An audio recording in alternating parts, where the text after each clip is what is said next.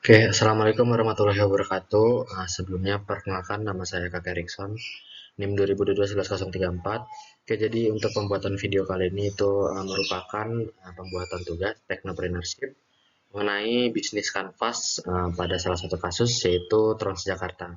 Sebelum itu saya ingin memperkenalkan dulu untuk satu kelompok saya.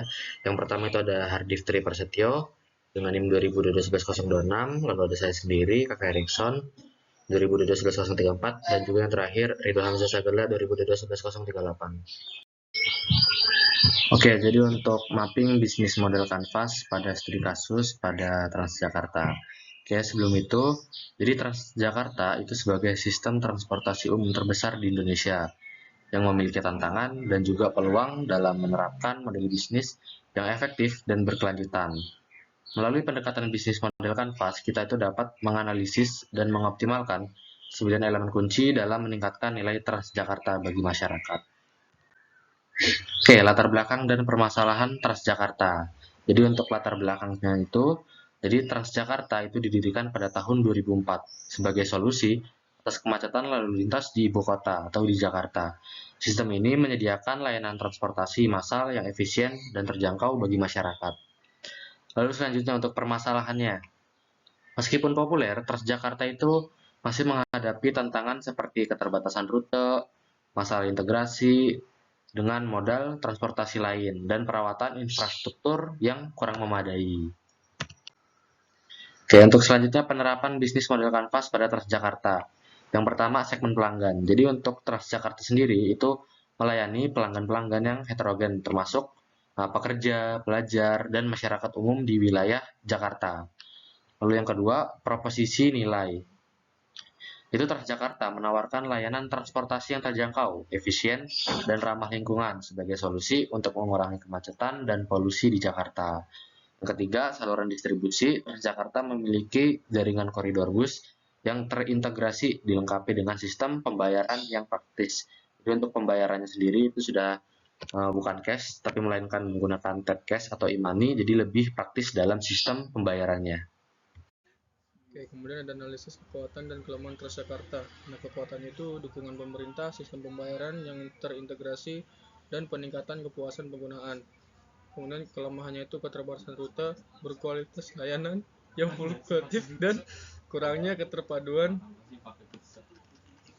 dengan mode transportasi lain. Kemudian ada peluang. Peluang itu pertumbuhan populasi dan urbanisasi, pengembangan teknologi, serta peningkatan kesadaran lingkungan. Nah, adapun ancamannya itu persaingan dengan mode transportasi pribadi, keterbatasan anggaran, dan perubahan preferensi pengguna. Kemudian ada solusi untuk meningkatkan bisnis dan keberlanjutan. Yang pertama ada integrasi digital yang lebih baik. Kembangkan aplikasi mobile yang lebih komprehensif dengan fitur pelacakan waktu nyata. Kemudian ada transisi armada ramah lingkungan. Lakukan transisi terhadap ke bus listrik dengan menjalin kemitraan dengan produsen bus listrik serta mengeksplorasi model penyewaan baterai untuk mengurangi biaya awal.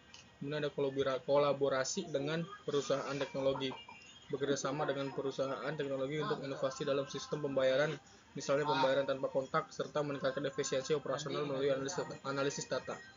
Nah, adapun yang keempat itu inisiatif keterlibatan komunitas, implementasikan program yang melibatkan umpan balik komunitas dalam desain layanan untuk lebih memenuhi kebutuhan beragam pengguna. Kemudian yang kelima ada diversifikasi sumber pendapatan, cari peluang mendapatkan tambahan melalui kemitraan dengan bisnis lokal untuk iklan atau menawarkan layanan premium seperti rute ekspres. Oke, kemudian di sini yang terakhir itu ada praktik keberlanjutan dalam operasional.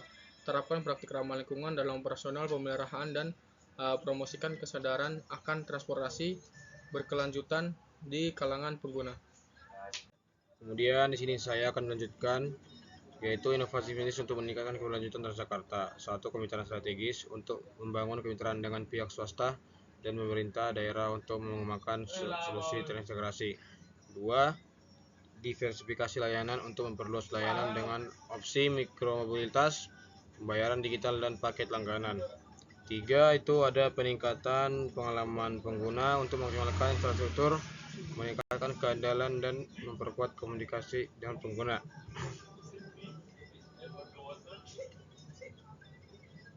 Selanjutnya ada peningkatan nilai proposisi, yaitu yang pertama stabilitas, memperluas jejaring untuk meningkatkan penjangkauan lebih banyak wilayah dan dari segmen penumpang. 2. Keberlanjutan untuk mengadopsi teknologi hijau seperti bus listrik untuk mengurangi dampak lingkungan. Ketiga, ada kemudahan untuk mengintegrasikan sistem pembayaran digital dan memperkenalkan demand.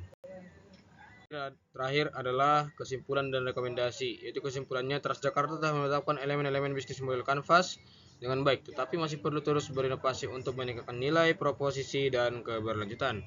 2. Rekomendasi membangun kemitraan strategis, diversifikasi, layanan dan peningkatan pengalaman pengguna dapat memperkuat posisi Transjakarta sebagai solusi transportasi yang andal dan bertanggung jawab dan berkelanjutan. Sekian presentasi dari kami, apabila ada kesalahan mohon dimaafkan. Terima kasih.